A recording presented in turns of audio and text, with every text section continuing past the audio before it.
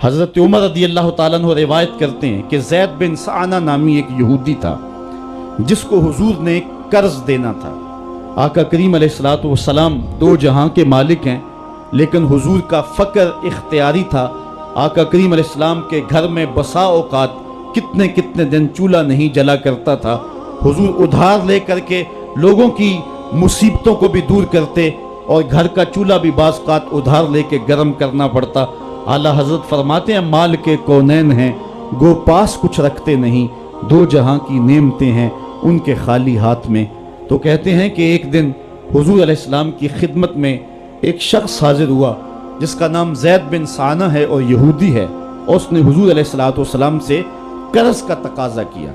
لیکن تقاضا اتنے سخت انداز سے کیا کہ اس نے حضور علیہ السلام کی قمیص کو پکڑ کے کھینچا بھی۔ تو حضرت عمر رضی اللہ تعالیٰ عنہ نے جب دیکھا تو بڑے گھور کے اس کی جانب دیکھا اور اس کو پیچھے ہٹاتے ہوئے کہا کہ تجھے شرم نہیں آ رہی کہ اللہ کے رسول کے ساتھ کیسے سلوک کر رہا ہے اور میں تیرے سامنے موجود ہوں؟ تو حضرت نبی رحمت صلی اللہ علیہ وسلم نے حضرت عمر کو کہا عمر مجھے تجھ سے اس بات کی توقع نہیں تھی۔ ذرا غور کیجئے حضور علیہ السلام کی اس سیرت کے انداز کو۔ ایک شخص آ رہا ہے اور حضور سے سختی کر رہا ہے، ابھی حضور کو قرض لٹانے کی جو تاریخ ہے اس میں بھی 4 دن باقی رہتے ہیں، اور وہ ناجائز سختی کر رہا ہے۔ حضرت عمر رضی اللہ تعالیٰ عنہ نے جب اس کو گھورا اور سختی کی تو حضور علیہ السلام نے فرمایا عمر مجھے تیرے سے اس بات کی توقع نہیں تھی، تمہارا کام تو یہ تھا کہ مجھے حسن ادا کی تلقین کرتے کہ اچھے انداز سے قرض واپس کرو، اور اس کو جو ہے وہ نرمی کی تلقین کرتے، اور پھر آقا کریم علیہ السلام نے فرمایا اس کا قرض ادا کر دو، اور اے عمر جو تم نے اس کو گھورا ہے اس کے بدلے میں 20 وسق زیادہ کھجوریں بھی تم اس کو دو گے۔ تو زید بن سعانہ نے جب حضور علیہ السلام کی اس سیرت اور اس کردار کو دیکھا، اور حضرت عمر رضی اللہ تعالیٰ عنہ 20 وسق اس کو کھجوریں دے رہے تھے، تو اس نے حضرت عمر کو بتایا کہ میں یہودی ہوں اور میں نے تورات کے اندر نبی آخر الزمان کی شان اور عظمتوں کے بیان کو پڑھا ہے، یہ بات ابھی رہ گئی تھی، باقی ساری نشانیاں میں نے حضور میں دیکھ لی تھی، اب یہ نشانی رہ گئی تھی، آج میں نے یہ بھی دیکھ لی۔ اور پھر وہ حضور کی خدمت میں حاضر ہو کر اسلام کے دائرے میں داخل ہو کر حضور کا عبدی غلام۔ حضرت معاذ بن جبل رضی اللہ تعالیٰ عنہ فرماتے ہیں کہ ایک دن حضور گلی سے گزر رہے تھے اور میں ایک جانور کی کھال اتار رہا تھا، اور مجھے کھال اتارنے کا طریقہ نہیں تھا، مجبوراً مجھے کھال اتارنا پڑی۔ تو حضور گزرے تو مجھے دیکھا کہ معاذ بن جبل کو کھال اتارنا نہیں آ رہی، تو حضور رک گئے اور آقا کریم نے فرمایا معاذ ٹھہرو ذرا میں تمہیں بتاتا ہوں کہ بکری کی کھال کیسے اتاری جاتی۔ اور آقا کریم آگے بڑھے اور حضور نے خود جو ہے وہ کھال اتاری، اور پھر مجھے فرمایا معاذ ایسے کھال اتارا کرتے۔ آج ہم اپنے بڑے پن کو اور اپنی عظمت کو اس انداز سے لوگوں کے سامنے رکھنا چاہتے ہیں کہ ہم جو ہے وہ ٹشو کا ایک ٹکڑا بھی نہیں پکڑ سکتے، اور وہ بھی پکڑانے کے لیے ہمارے پاس ایک خادم موجود ہوتا ہے۔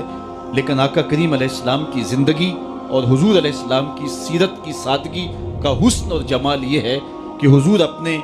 کپڑوں کو خود مرمت کر لیتے ہیں اور اپنے دیگر کام خود کرتے ہیں اور بطیب خاطر کرتے ہیں،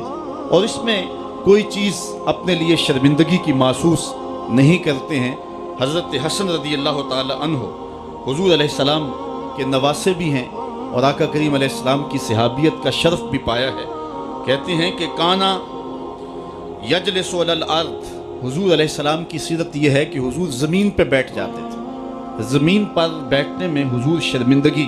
محسوس نہیں کیا کرتے تھے، اس کو اپنے سٹیٹس کے خلاف نہیں سمجھا کرتے تھے، زمین کے اوپر حضور بیٹھ جایا کرتے تھے،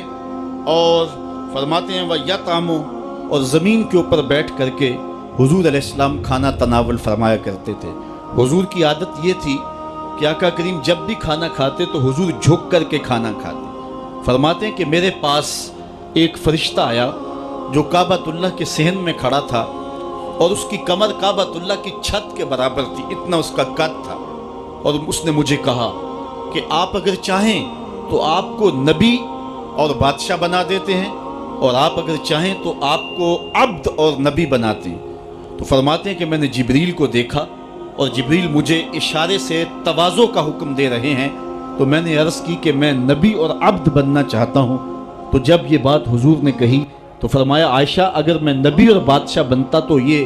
جتنے بھی پہاڑ ہیں یہ سونا بن کے میرے ساتھ چلتے، لیکن میں نے اس بات کو اختیار نہیں کیا۔ اور اس کے بعد حضور علیہ السلام جب بھی کبھی کھانا کھاتے تو حضور جھک کر کے کھاتے،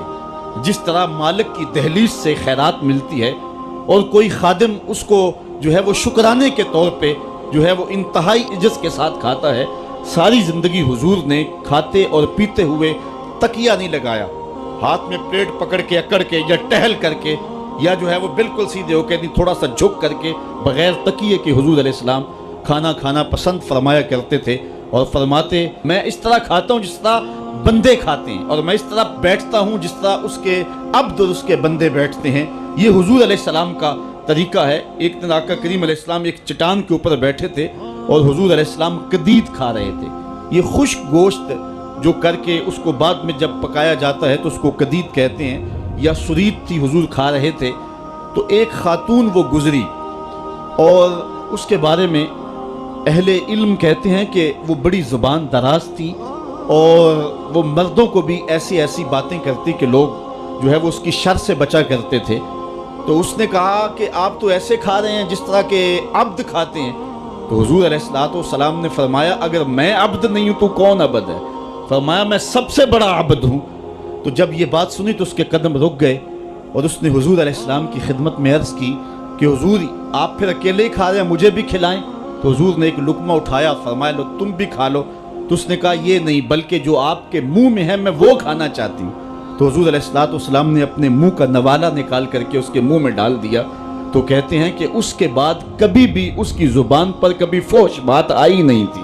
حضور کے جھوٹے کی وہ برکت تھی اور اس کا وہ فیضان تھا کہ اس کے اندر ایسی روشنی ہو گئی۔ پہلے وہ سخت لعان تھی، گالیاں دینے والی تھی اور فحش گفتگو کرنے والی تھی، لیکن حضور علیہ السلام کے جھوٹے کی برکت سے اللہ تعالیٰ جل شانہ نے اس کی زبان کو حسن بھی دے دیا اور جمال بھی عطا فرما دیا۔ تو حضور علیہ السلام کی عادت تھی کہ آقا کریم زمین پہ بیٹھ کے کھاتے، جھک کے کھاتے، فرماتے میں ایسے کھاتا ہوں جس طرح عبد کھاتے ہیں۔ وَيَلْبَسُ الْغَلِيظ، اور آقا کریم علیہ السلام موٹے کپڑے پہنتے تھے، باریک ترین کپڑے پہننے سے حضور نے گریز کیا ہے۔ اور یہ وَيُطِيلُ الصَّلَاةَ، اور حضور کی نماز لمبی ہوا کرتی تھی۔ وَيُقَصِّرُ الْخُطْبَةَ، اور خطبہ حضور مختصر فرمایا کرتے تھے۔ وَلَا يَانِفُ أَن يَمْشِيَ مَعَ الْأَرْمَلَةِ وَالْمِسْكِينِ فَيَقْضِي لَهُ الْحَاجَةَ، اور حضور علیہ السلام اس بات میں کوئی شرمندگی محسوس نہیں کیا کرتے تھے کسی مسکین، کسی لاچار، کسی بیوہ، کسی یتیم اور کسی مسکین کے ساتھ چلیں اور اس کے کام آئیں اور مصیبت میں اس کا دکھ بانٹ دیں اور اس کی حاجت کو حضور پورا فرما دیں۔ یہ حضور علیہ السلام کی سیرت کے وہ روشن پہلو ہیں کہ آقا کریم علیہ السلام کی سیرت زمانے کے سامنے ایسا نور بانٹتی ہے، ایسے اجالے پھیلاتی ہے۔ ایک شخص نے حضور علیہ السلام سے وعدہ کیا کہ آپ یہاں رکیں اور میں ابھی آتا ہوں، تو آقا کریم علیہ السلام اس کے انتظار میں وہاں رکے۔